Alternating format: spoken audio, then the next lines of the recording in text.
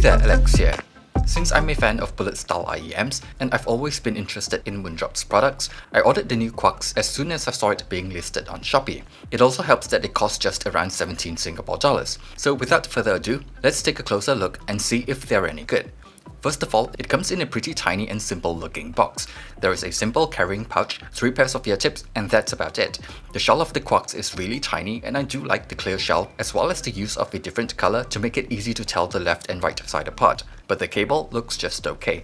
It has a nice thickness to it, but not a huge fan of the feel of the cable, the color, and this huge splitter. It's usable for sure, but I just feel like the aesthetic of the cable doesn't quite match the shells. Moving on to how they sound, they have a relatively neutral sound signature with an upper mids boost.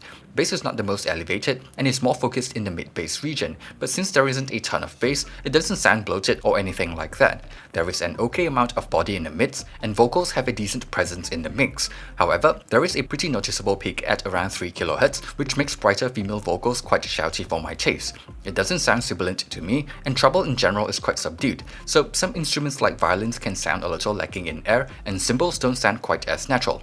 In terms of technicalities like detail retrieval, soundstage, imaging, timbre and whatnot, these are just okay to me.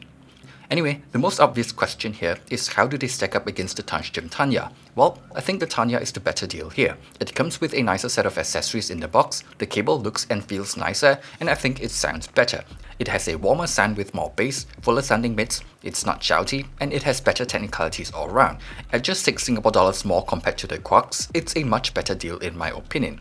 Another somewhat interesting comparison would be the Sony MH755. I know they are pretty hard to find these days and would require changing the cable, but I think they sound better than the Quarks as well. The mids are a little leaner, but bass reaches a bit deeper, treble is more extended, it's a bit less shouty, and I think it also has better technicalities all around.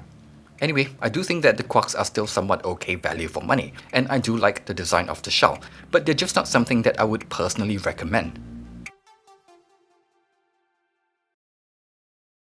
Thanks for watching this video, and see you guys on the next one.